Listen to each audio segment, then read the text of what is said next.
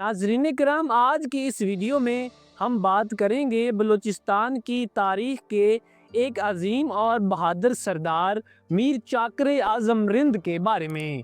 وہ کون تھے، ان کی زندگی کیسی گزری اور آج بھی انہیں کیوں یاد کیا جاتا ہے۔ اس ویڈیو کو آخر تک دیکھیے گا تاکہ آپ کو بلوچ تاریخ کے ایک سنہرے باب کا علم ہو سکے۔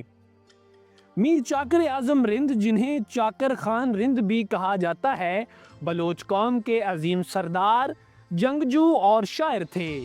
ان کی پیدائش 1468 عیسوی میں موجودہ بلوچستان کے علاقے سیبی میں ہوئی۔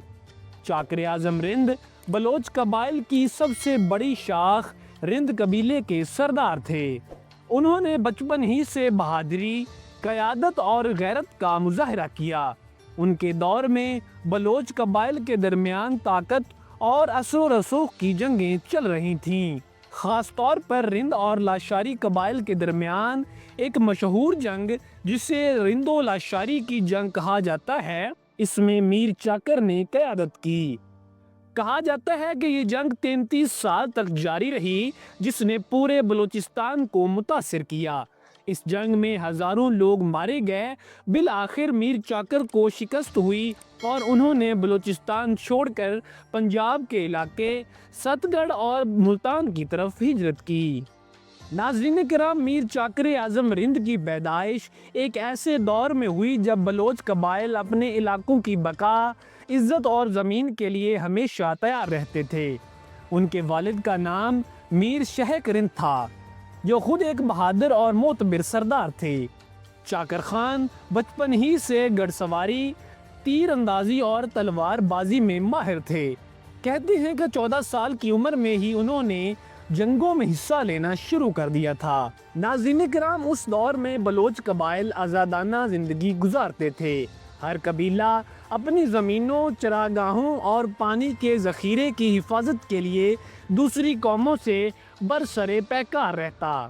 رند قبیلے کا شمار سب سے طاقتور قبائل میں ہوتا تھا اور میر چاکر ان کے سردار بن کر بلوچ اتحاد کی علامت بنے۔ بلوچ لوک شاعری میں میر چاکر اعظم رند کا ذکر بڑے فخر سے کیا جاتا ہے۔ ان کے بارے میں مشہور ہے کہ وہ انتہائی مہمان نواز، وعدے کے پکے اور سچے انسان تھے۔ ایک قصہ ہے کہ ایک دشمن نے پناہ مانگی تو چاکر نے اسے پناہ دی، حالانکہ وہ جانتے تھے کہ وہی دشمن ان کے خلاف سازش کرے گا۔ ناظرین کرام، جنگ کے باوجود میر چاکر رند ہمیشہ چاہتے تھے کہ بلوچ قبائل متحد رہیں۔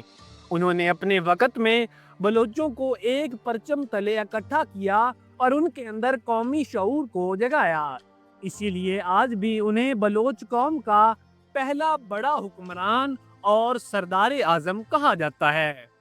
ناظرین کرام، جب شیر شاہ سوری نے ہمایوں کو شکست دی اور ہمایوں ایران چلا گیا تو میر چاکر پنجاب پہنچ گئے۔ کئی سال بعد جب ہمایوں دوبارہ ہندوستان آیا تو میر چاکر نے اپنی فوج کے ساتھ اس کی مدد کی۔ ہمایوں کی فتح میں میر چاکر اور ان کے بلوچ سپاہیوں کا بڑا کردار تھا۔ اس کے بعد ہمایوں نے ان کی بہادری سے متاثر ہو کر ڈیرہ غازی خان، ست گڑھ اور اس کے ارد گرد کے علاقے ان کے سپرد کر دیے۔ ڈیرہ غازی خان کے علاقے ست گڑھ میں آج بھی ان کا بنایا ہوا قلعہ موجود ہے، جسے قلعہ میر چاکر اعظم رند کہا جاتا ہے۔ یہ قلعہ ان کی حکمت عملی، شان و شوکت اور فن تعمیر کا منہ بولتا ثبوت ہے۔ میر چاکر اعظم رند کی وفات 1565 عیسوی میں ہوئی۔ ان کی عمر تقریباً 97 سال تھی، جو اس دور میں غیر معمولی تھی۔ وہ مرتے وقت تک بلوچوں کے دلوں پر حکمرانی کرتے رہے۔ بلوچستان اور جنوبی پنجاب میں آج بھی ان کا نام عزت، غیرت، بہادری اور سرداری کا نشان سمجھا جاتا ہے۔ پاکستان کے مشہور شہر ڈیرہ غازی خان میں ان کے نام پر میر چاکر اعظم یونیورسٹی بھی قائم ہے۔